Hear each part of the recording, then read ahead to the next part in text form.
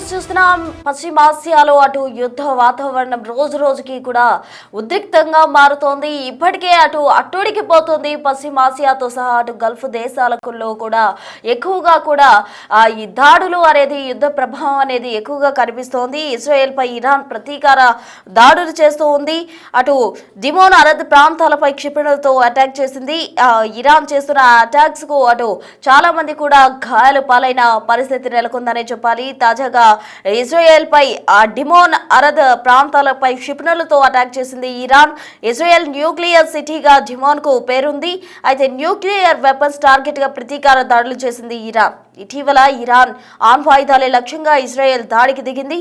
దీంతో ఇరాన్ ప్రతీకార దాడులకు ఉద్రిక్త పరిస్థితులు నెలకొనేలాగా చేసిందనే చెప్పాలి. మొత్తంగా శనివారం ఇరాన్ అతిపెద్ద అణుకేంద్రమైన నంతాజ్ పై ఇజ్రాయెల్ వైమానిక దాడి చేస్తున్న క్రమంలో దీనికి ప్రతీకారంగా ఇప్పుడు డిమోనాపై ఇరాన్ ప్రతిదాడి చేసింది. 100 మందికి పైగా గాయాలైనట్టు విదేశాంగ ప్రకటన తెలుస్తోంది. ఇప్పటికే వారంతా కూడా హాస్పిటల్ పాలైన సిచ్యువేషన్. ఇక క్షిపణుల శకలాల వల్ల తీవ్రంగా జనం గాయపడ్డారు. ఇరాన్ క్షిపణులను అడ్డుకోలేకపోయామని ఇజ్రాయెల్ సైన్యం కూడా ప్రకటించిన పరిస్థితి. మొత్తంగా అటు ఇజ్రాయెల్ దాడులు అలాగే ఇరాన్ ప్రతి దాడులతోటి అటు పశ్చిమాసియా అయితే అట్టుడికిపోతుంది. చాలా మంది ప్రజలు గాయాలు పాలవుతున్నారు. క్షిపణులు అడ్డుకోలేకపోవడమే ఇందుకు కారణంగా కూడా చెప్తూ ఉన్నారు. మనం బిగ్ టీవీ స్క్రీన్ పై గమనించవచ్చు.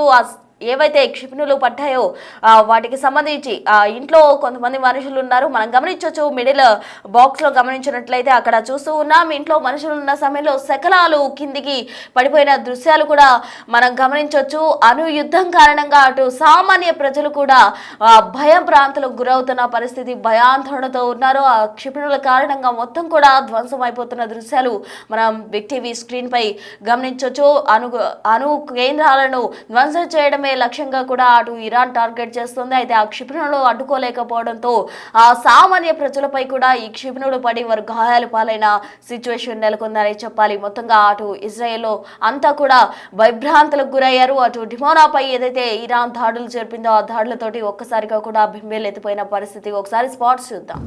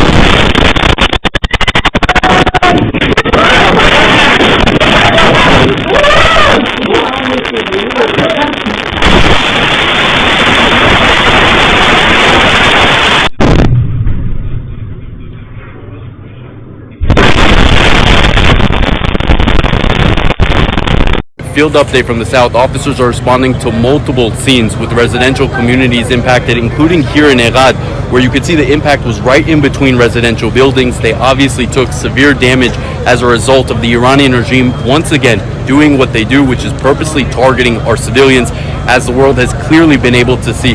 Though some of the buildings here are at risk of collapsing, you can see our officers together with other forces are conducting life-saving operations, including clearing residents from the buildings and collecting and neutralizing dangerous fragments and debris. We're talking about dozens of injured civilians, including children, with numbers obviously dynamic that were medically evacuated from this scene in various conditions as the joint operation is ongoing. Now, friends in Israel, I reiterate, listen to the instructions of the Home Front Command. When there's a siren, take protected shelter. Go into protected spaces. It's not a game.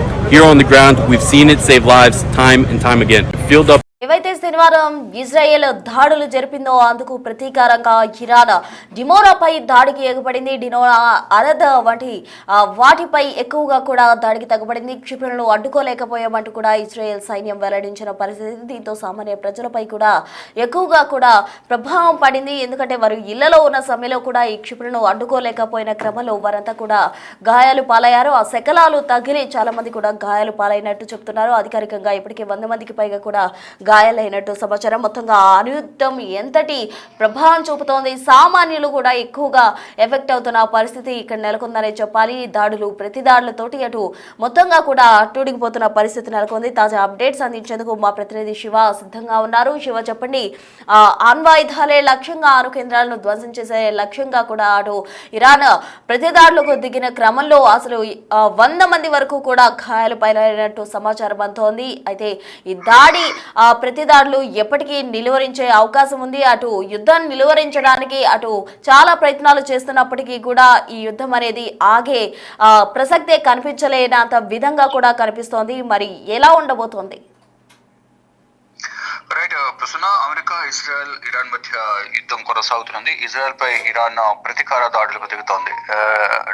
Dimona అరద్ ప్రాంతాలపైన క్షిపణులతో Iran attack చేసింది. Israel nuclear సిటీగా డిమోనాకు పేరుంది. ఈ నేపథ్యంలోనే nuclear weapons target గా Iran ప్రతీకార దాడులు చేస్తోంది. ఇక ఇటీవల ఇరాన్ అణ్వాయుధాల లక్ష్యంగా ఇజ్రాయెల్ దాడి చేసింది. దానిలో భాగంగానే ప్రతీకార దాడిగా శనివారం ఇరాన్ అతిపెద్ద అణు కేంద్రమైన నతాంజ్ పైన ఇజ్రాయెల్ వైమానిక దాడి జరిగింది. దీనికి ప్రతీకారంగా ఇప్పుడు డిమోనాపై ఇరాన్ ప్రతిదాడి చేస్తుంది. ఇక 100 మందికి పైగా గాయాలైనట్టు కూడా విదేశాంగ శాఖ ఒక ప్రకటన విడుదల చేసింది. అంటే ఒకరిపై ఒకరు దాడులు చేసుకుంటూ ఉన్నారు. ఈ నేపథ్యంలోనే ఇటు సాధారణ ప్రజలు, మరోవైపు ఇరువైపులా ఉన్న సైనిక వ్యవస్థ కూడా దెబ్బతింటుంది. దానిలో భాగంగా ఈ న్యూక్లియర్ ప్లాంట్స్ పైన దాడి చేసిన నేపథ్యంలోనే 100 మందికి పైగా గాయాలైనట్టు కూడా విదేశాంగ శాఖ ప్రకటించింది. ఇక క్షిపణుల శకలాల వల్ల తీవ్రంగా జనం గాయపడ్డారు.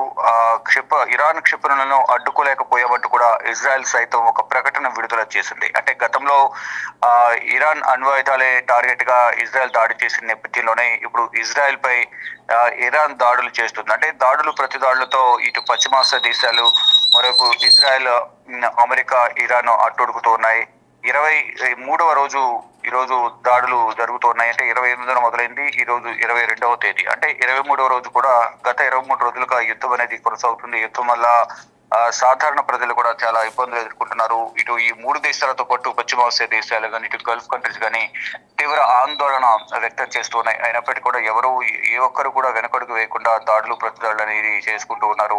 ప్రజెంట్ సిచ్యువేషన్ చూసుకుంటే ఇంకా ఈ దాడులు అనేవి కొనసాగుతూనే ఉన్నాయి ప్రస్తుతం. Right Shiva, thank you.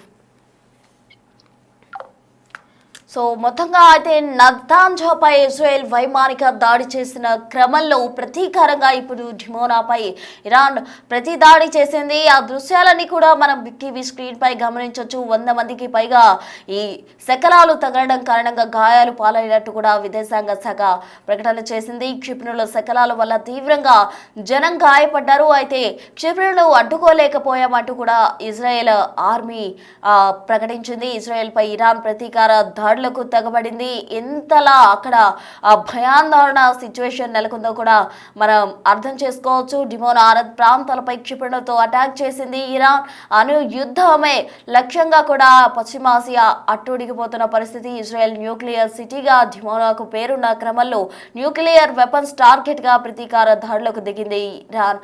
So మనం ఆ దృశ్యాలని గమనిస్తూ ఉన్నాం. దీంతో సామాన్య ప్రజలపై ఎక్కువగా కూడా ప్రభావం పడింది. వారంతా కూడా గాయాలు పాలయ్యారు. 100 మందికి పైగా గాయాలు పాలైనట్టు విదేశాంగం చెబుతోంది. శనివారం ఇరాన్ అతిపెద్ద అణు కేంద్రమైన దానికి సంబంధించి ఇజ్రాయెల్ నతాంజాపై ఇజ్రాయెల్ వైమానిక దాడి చేసిన క్రమంలో ప్రతీకార దాడులకు ఇరాన్ తెగబడింది. దీంతో అటు ఇజ్రాయెల్లో అటు ఏదైతే డిమోనా ప్రాంతంలో సామాన్య ప్రజలు ఉన్నారో వారంతా కూడా ఎక్కువగా ఎఫెక్ట్ అయ్యారు. ఇళ్లపై క్షిపణులకు సంబంధించిన శకలాలు పడడంతో చాలా మంది గాయాలు పాలైనట్టు కూడా సమాచారం. మొత్తంగా ఈ యుద్ధం ఎప్పుడు ఆగుతుంది, దీనికి ఒక ఎండ్ కార్డ్ ఎప్పుడు పడుతుంది, అసలు దాడులు ప్రతి దాడులని ఎప్పటికీ నిలువరిస్తారు అన్నది వేచి చూడాలి.